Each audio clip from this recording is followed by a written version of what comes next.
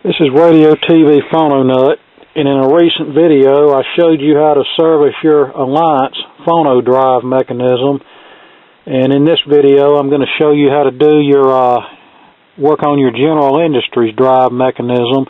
This is probably not going to be as lengthy as the last video unless I get to talking, but I just want to show you some of the differences between the two. And our test subject today is a Newcomb model. What model is this? RT-28B solid state school phonograph from 1975. This is one of the nicer ones. It has bass and treble and volume controls as well as a pause control. The only thing I don't like about these later ones is they switch from using a metal tone arm lock to this plastic tone arm clip. And I'd say 90% of the ones you find with that clip are broken, and this is no exception, so I'm going to have to come up with some kind of way to keep this tone arm latched. I've already serviced the amplifier.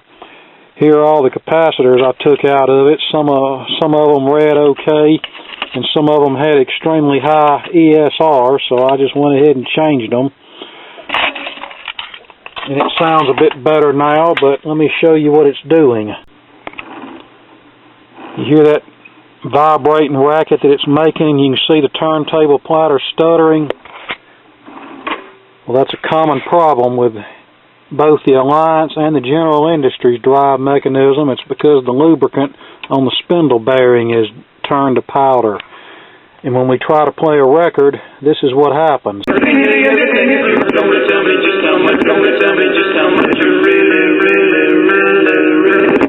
You can see what's happening. The vibration of the turntable is causing the needle to skip. Just like on the Alliance mechanisms, there's an E-clip that holds the platter in place. I've already pried that off, and I've removed the screws that's necessary to lift the motor board off from the case. And now we'll just simply lift the turntable platter off. And there you go. And this is our spindle that needs to be lubricated. And when you turn it, I can feel that how jerky it turns. And just like on the Alliance one, sometimes the grease gets so hard that this won't even turn at all. So it either gets hard or it turns to powder. And this one uses an E-clip to hold the spindle on. We'll very carefully pry this clip off, taking care not to lose the washer. And there should be another washer on the top side up there. Okay, I have the spindle removed. I've cleaned it with a paper towel moistened with rubbing alcohol, 91% rubbing alcohol, and I've also cleaned out this hole with a Q-tip and alcohol. Now we have our phono lube. You can use white lithium grease or whatever, because this stuff's no longer made anymore, and when this tube has depleted itself, there will be no more phono lube unless I can find some new old stock stuff somewhere. Okay, and I'll also drip a little zoom spout oil on that just to lighten it up a bit. And that's what we'll also use to lubricate the motor. You can also use the blue 3-in-1 electric motor oil. Do not use the red 3-in-1 or any other type of oil that contains a detergent. That can cause more problems than not. Okay, we have the spindle all reassembled and lubricated. We're in neutral. And you can see now it spins like a top and there's no jerkiness, which is what we want. Okay.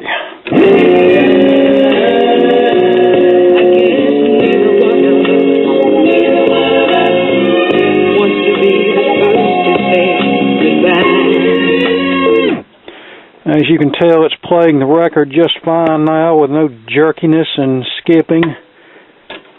Alright, now let's see how much torque we have, and to test that we just sort of moderately apply pressure to the edge of the platter, and if we've got good torque, it shouldn't stop very easily.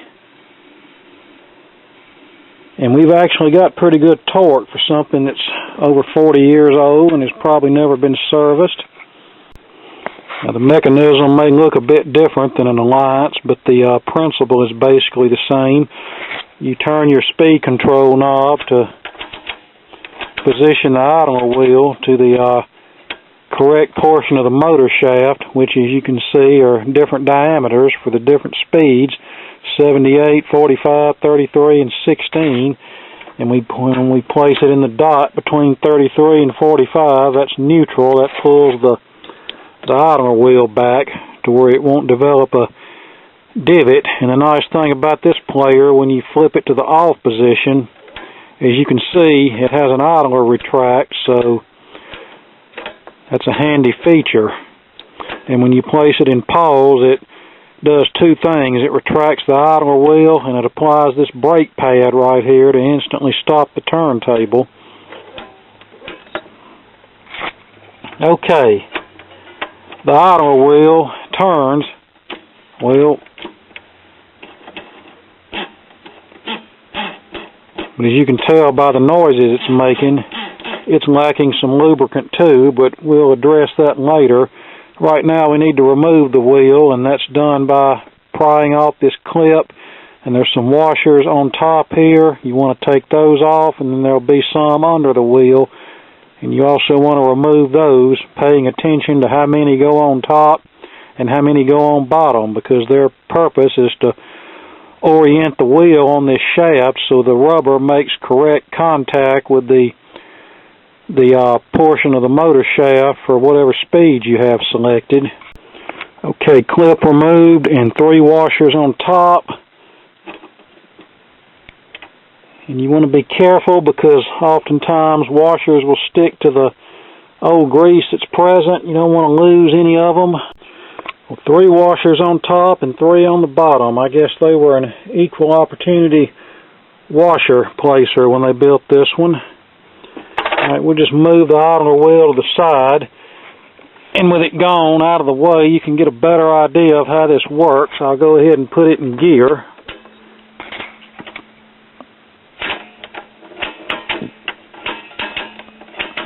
So that gives you an idea about how this works. It's pretty self-explanatory. Now, what generally happens with these, to keep them from working, you'll have grease and gunk build up on the idler shaft, which will prevent it from turning smoothly. And you'll have grease and gunk build up on this shaft where the idler arm attaches to this other piece. And you'll have other grease and gunk built up on this shaft right here where I'm pointing, where the spring is. And that'll prevent this from moving as it should. And the grease here on this little slider thing here, these little sprocket, whatever you want to call it, will get hard. And it looks like that's the case here. As you can see, there's this brown stuff here. That's just old grease. It's not as hard as I've seen on some, but it's getting there. Need to clean all. Now, in order to get this off here, we need to first dismount this spring, and don't lose it. And then put it in 78 RPM position where this will go all the way down. And then you want to hold this spring and this washer down with one hand, and with the other hand and a small flat blade screwdriver, pry off this clip. And be careful not to lose the clip, and be careful not to let go of the spring because it will fly off to parts unknown. Now that that's off, we want to take the alcohol, paper towel, and Q-tips and clean all this thoroughly. Clean all these shafts that things slide on, and then we'll go from there. Alright, we got this section all cleaned up, and the teeth, sprocket, whatever you want to call it, things that rub, have them greased up with a phono lube. Now we need to take this piece apart and clean it and lubricate it. And we just simply pop this clip off, separate the 2 pieces, clean everything good with alcohol, and then put a drop of zoom spout all on here, and then this should move a lot freer. Alright, we have it all back together, and it's working nicely now. Now we need to take the motor apart and clean it up and lubricate it. And for this operation we need a 5/16 nut driver and a flathead screwdriver, and just like on the Alliance motor, we just take all the bolts out and make sure not to lose any of the nuts, lock washers, or spacers that are used, and drop the motor out. And as far as the rubber motor mounting grommets, they're the same ones that we used on the Alliance mechanism that Antique Electronics Supply sells. Fortunately, these look to be in decent shape because I don't have any left right now. I need to reorder some. But a lot of times it seems like the black ones hold up better. It's the tan colored ones that always turn to powder and get hard and disintegrate and crumble apart. So it's possible these might have been changed at some point in time. Okay, we have the motor apart, and just like with the Alliance, we're going to use a Q-tip and alcohol to clean this bottom bushing assembly and clean the bottom end of the motor shaft and clean the top side of the motor shaft up here as best we can. Just like on the Alliance, this has a spring on it to increase the diameter of the shaft for 78 RPM, and that spring's a bit of a pain in the butt to get off and get back, so we're just gonna clean this up the best we can, and that's usually all that's needed without taking that apart. Now these General Industries motors usually have an oil hole here on the top and one on the bottom bushing assembly. That's so you can easily oil the motors without pulling them out of the unit, but when you have one that's 40 years old, you really need to take it apart and clean all the gunk out of it anyway. And since we have it apart, I'm going to oil it here from the bottom end of the bushing assembly. That way I can make sure that it runs down into the felt wicking, and we'll do the same on the bottom as well as we did on the top. And as you're reinstalling the motor, tap on it like this to get the bearings aligned and continuously check the freeness of the rotor and make sure it turns freely as you're tightening everything down. Okay, the motor's back in there and it's nice and secure like it should be.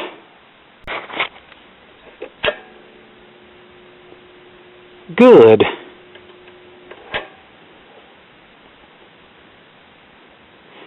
And good spin down time, so now we'll take our paper towel moistened with alcohol and clean the shaft. Get any oil and gunk deposits off of it.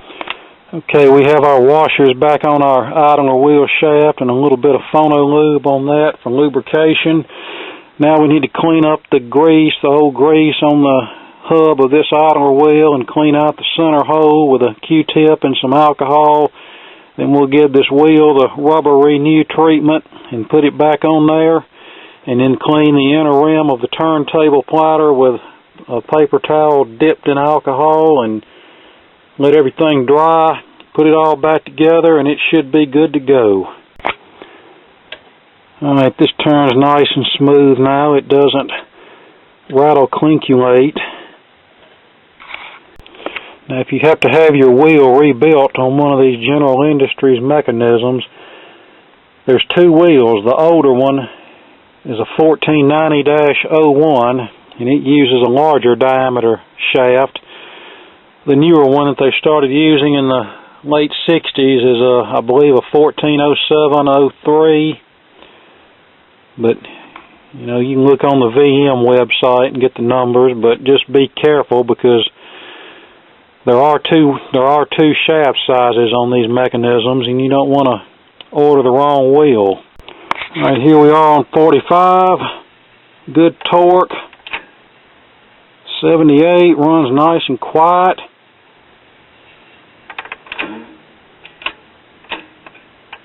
.33, excellent, and 16, excellent. Pause.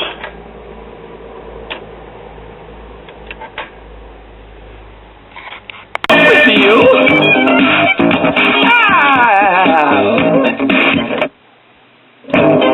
So fun. Yeah.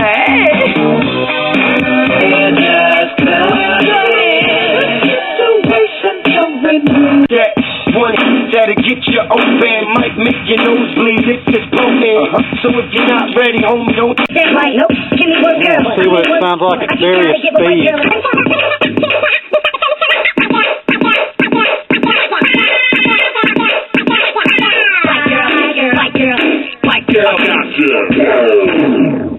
Mumble rap never sounded so good.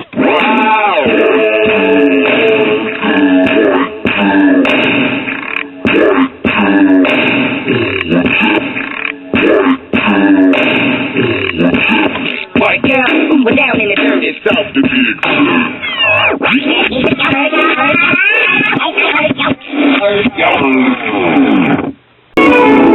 Here's a 78.